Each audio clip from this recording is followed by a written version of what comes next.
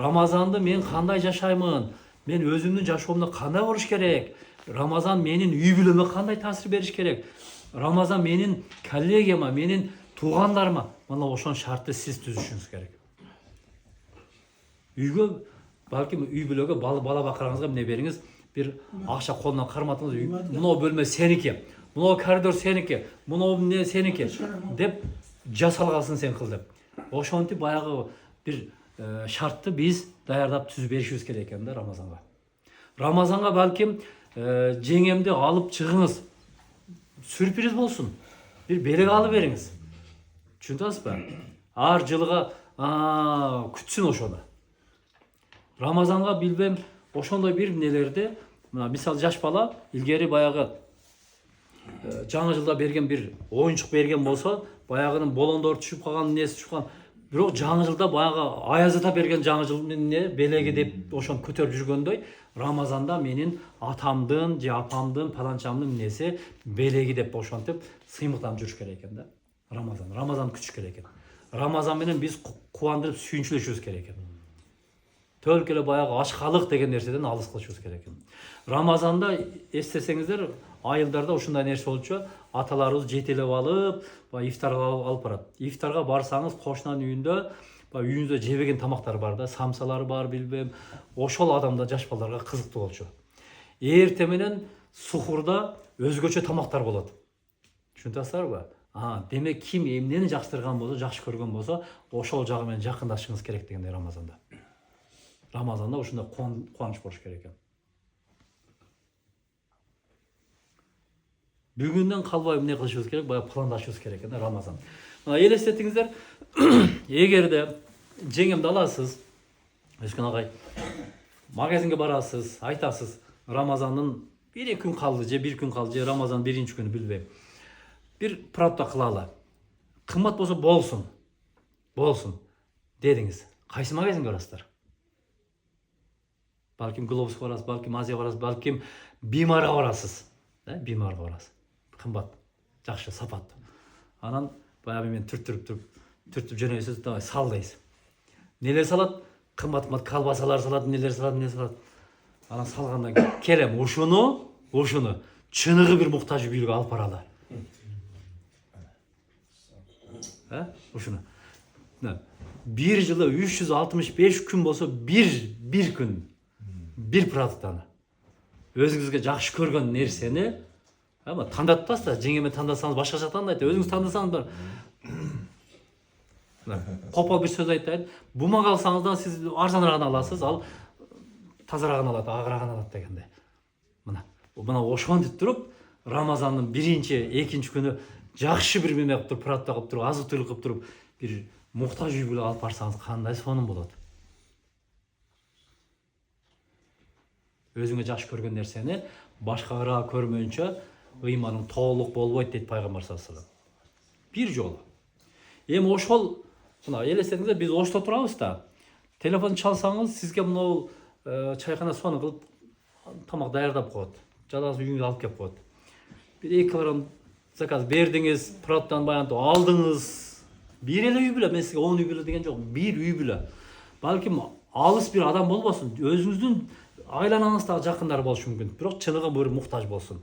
Анан үй бүлө менен бала бакыра менен жүргүлө деп туруп, жарым саат калганда барсаңыз, бир үй бүлөнүн эшигин такылдасаңыз, ассаламу алейкум, Рамазан айтып келдик деп туруп, тамагыңызды алып алдыңыз, мөмө жемишти алдыңыз, баягы продукттан алып кирсеңиз, баягылар менен олтурсаңыз, баягы үй бүлө балким ишенесиздерби, кээ бир үй бүлөлөр бар, чайканага келбеген үй бүлөлөр бар.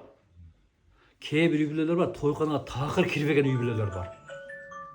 Кайсы бир жылы Бердибажы ифтар бергенде шарт койду да, жалаң муктаждарды ифтар бер деп. Анан ошону терип алып келгенде, сиз мисалы тойканага барсаңыз, биринчи эмне жешиңизди билесиз. Салат жейсиз, билбем эмне жейсиз. Адамдар эмне жешин билбеген ушундай адамдар бар экен да. Көрүңүздөрбү? Мына ошолор менен бир олтурсаңыз, бала бакыраңыз ошолор менен олтурсачы, баягы тамак жеп аткандачы башкача жейт экен да. Мына кубаныч да. Бир жолу 30 күндүн 1 күнүн ошондой кылып коюңуз, 1 күнүнө. Сиз үчүн ошол Рамазандачы, ошол сезим башкача болот да. Башкача болот. алыс адам болбосун, жакындардан баштаңыз.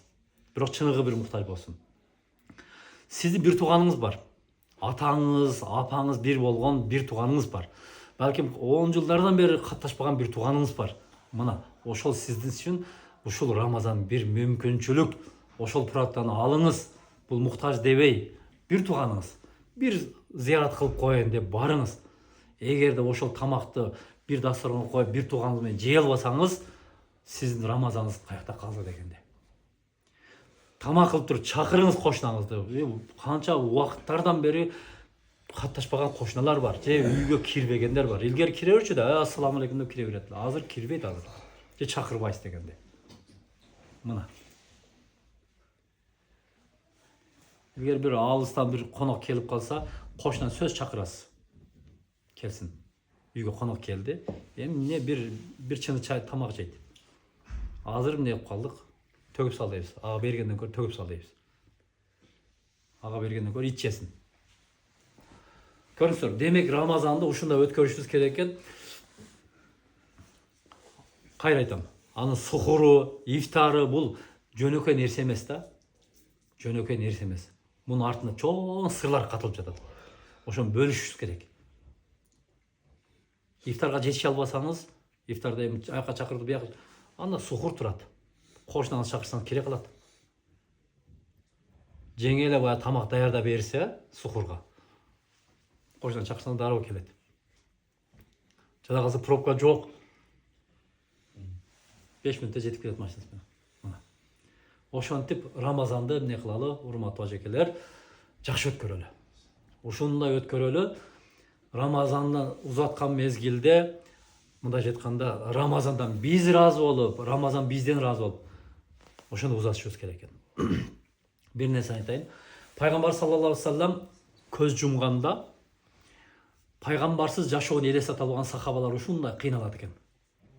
Бул жакта Азирет Алинин абалы өтө оор, Азирет Османдыкы, Абу Бакир Сыддыктыкы, Омар ибн Хаттаб деген улуу сахабалар. Анан Омар ибн Хаттаб кылычын сууруп чыгат экен, айтат экен да. Ким пайгамбарыбызды, Мухаммед пайгамбар саллаллаху алейхи вассаламды ким өлдү деген болсо башын алам дейт экен. Карасаңыздар, чыдай албай атат. Пайгамбар көз жумганда ишене албай атат. Башын алам дейт экен. Дегенде анан сахабалардын абалы дагы оорлошот. Абу Бакир Сыддык дайыма ыйман жагынан алдап жүргөн экен да. Анан элге чыгып туруп ушул аятты окуйт. Бисмиллахир-рахманир-рахим. Иннека майютун ва иннахум майютун деген маанидеги аятты окуйт. О Мухаммед, сен өлүүчүсүң, өлөсүң деген мааниде. Алар да өлөт дегенде. Тирүү эч ким калбайт. Анан бу адам сахабалар түшүндү, пайгамбарыбыз мындай айтканда бул дүйнөдөн кетиптир дегенде. Анан Умар ибн Хаттаб сөзүн Абу Бакир радыйаллаху анху сөзүн улайт. Мен кана я'буду Мухаммадан, ким Мухаммедке сыйынган болсо, ал өлдү дейт. Мен кана я'будуллах, ким Аллахка сыйынган болсо, ал хайюл ла ямут, ал тирүү өлбөйт дейт. Мындайча айтканда, биз Рамазанга сыйынбайбыз. Биз Рамазандын Раббисине сыйынабыз. Биз Рамазанга кирип, Рамазанда ушундай Кудайга жакындап, мештерге каттайбыз, башка иштер кылабыз, жакшы болуп, баягы жоомарт болобуз. А Рамазан бүткөндөн кийин эле баягы кебетеге кеп калсак, болбой калат деп атат да. Кебилер айтат да, Рамазан чыккандан кийин тоба кылып Кудайдан астагфирулла, достору менен эмне деп атат? Келем ичип коелем, көтөрүп коелем. Бир ай ичпедик, бир ай кантып чыдап жүрүп деп өздөрүнө алат. Кем майрамдап коелду анан кайрадан. Биз Рамазанда Аллахка кандай кулдук кылган болсок, Рамазанда биз кандай мусулман болсок, Рамазандан мурун да ошондой мусулманбыз, Рамазандан кийин да ошондой эле мусулманбыз дегенде. Болгон Аллах Таалам бизге жылына бир жолу Рамазанда ошентип бир берек айды берип атат, сунуп атат. Ошол айда эмне кылабыз? Кудай Таалага жакындап атабыз. Күнөөлөрдөн арылганга бир шарт түзүп берип атат. Көрүңүздөр, ошон үчүн ушул айды биз туура колдонуп калышыбыз керек. Анан Рамазан бар нерсени бүтүрүп койдук дебешибиз керек да. Рамазан толтуруп койдук, план толтуруп койдум, бияга жетет эми дебешибиз керек. Рамазан ушундай бир мүмкүнчүлүк экен. Караңыздар, Рамазан ушундай сон бир мүмкүнчүлүк экен. Пайгамбар саллаллаху алейхи вассалам бир минбарга чыгып атып, жумада минбар бар го мындай. Тепкичи менен чыгып, хутба окуйт. Биринчи тепкичке бутун коюп атып, амин дейт. Экинчиге коюп атып, ойлонуп туруп дагы амин дейт, үчүнчү коюп атканда амин дейт. Сахабалар пайгамбар саллаллаху алейхи вассаламдын ар бир кадамдарын байкап турчу экен да. байкап турчу экен. Анан сөздөрүнө да ушунча көңүл бурган экен, баягы сөздөрүн жаттап кала турганчалык деңгээлде баягы диккат кылып көңүл буруп турчу экен. Анан бул сапар пайгамбарыбызга кайрылышып атат. Я Расулуллах, бул сиздин кылган ушул кыймылыңыз, айткан сөзүңүз бизге сүннөт болуп калдыбы? Биз да ошентип айтышыбыз керекпи дегенде, жок, Жабраил амин келди. Жабраил периште келди. Анан мынтип айтты. Рагима анфуху, сумма рагима анфуху, сумма рагима анфуху. Мурду жерге сүрүлсүн деп 3 жолу айтты дейт. Анан мен айттым дейт. Ким ал? Бул сөздүн мааниси мурду жерге сүрүлсүн деген бактысыз болсун деген сөз дейт. Бактысыз болсун, бактысыз болсун, бактысыз болсун деп айтты. Мен ким деп сурадым. Биринчи, сенин атың аталганда Мухаммед деп айтылган мезгилде сага ким салам жолду болсо, салават айтпаса, ал адам бактысыз деп айтты. Мен ага амин дедим. Экинчиси, ата энеси көзү тирүү туруп, ата энеси бар эле, ата энесинин батасын алып, бул дүйнөдө бейиштин ачкычын колго алуу мүмкүнчүлүк болуп, ошол мүмкүнчүлүктү колдон кетирген адам бактысыз деп айтты. Мен ага амин дедим. Үчүнчүсү, Рамазан шариф келди, ыйык Рамазан келди. Рамазандын берекесинен пайдаланбастан, Рамазанда күнөөлөрдөн арылбастан, соопторго жетпестен бош чыгарып жиберген адам бактысыз деп айтты. Мен ага амин дедим. Пайгамбарыбыз бир батага амин дей турган болсо, ал кабыл болот дейт. Демек 3 маселени барын мындай айтканда бир тегиз койду. Бул өзүнчө бир чоң маселе экен, салават айтыш. Экинчиси, ата энеге кызмат кылыш. Ошондой эле Рамазан шариф дейт. Көрүңүздөрбү? Демек, Рамазан келип, Рамазанда ушундай үстүдөн мээримди төккөн мезгилде мээримден куру калган адам бактысыз деп атат. Айылдарда тегирмендер болот го, азыр иштей билбеп. Тегирмендер бар го. Иштеп атат да, тегирмен иштеп, күпүлдөп иштеп атат. Анан бир эшиден кирип, экинчи эшиден чыгып атсаңыз үстүңүз ун болот да. Көздөрүңүз башка. Мана ошондой Рамазан кирип, Рамазандан чыгып атканда сизге Рамазан жукпаса, Рамазан сизге таасирин тийгизбесе, оңолбосоңуз, муну мындайча айтканда тооба кылдым, ал адамды пайгамбарыбыз бактысыз деп атат да. Бактысыз деп. Көрүңүздөрбү? Биз руханий жан дүйнөбүздү тазалай турган, байыта турган ошондой бир ай келатат, бир мүмкүнчүлүк келатат да. Ушул пайгамбарыбыздын саллаллаху алейхи ва саллям эң жакын сахабалары, пайгамбарыбызды көргөн сахабалар ар бир ибадатыны, ар бир айыны, ар бир мүмкүнчүлүктү акыркы мүмкүнчүлүк болуп калабы деп ошого көңүл бурчу экен. Ошон үчүн биз дагы ушул Рамазан келатат. Бул Рамазан мен үчүн акыркы Рамазан болуп калабы? Келерки кийинки Рамазанга жетемби, жетпейминби дегендей мамиле кылышыбыз керек. Ар бирибиздин өзүнүн бир проблемаларыбыз, кемчиликтерибиз, мындайча кесектерибиз бар да, ошолорду тазалаштын бир мүмкүнчүлүгү. Ушул акыркы болуп калабы мага? Көрүңүздөр. Мына Рамазанга чейин дагы ким бар, ким жок. Буга деле гарантия эмес. Рамазанга кирем деп да айта албайбыз. Мына эртең Рамазан деген адамдар канча адамдар өтүп кетет.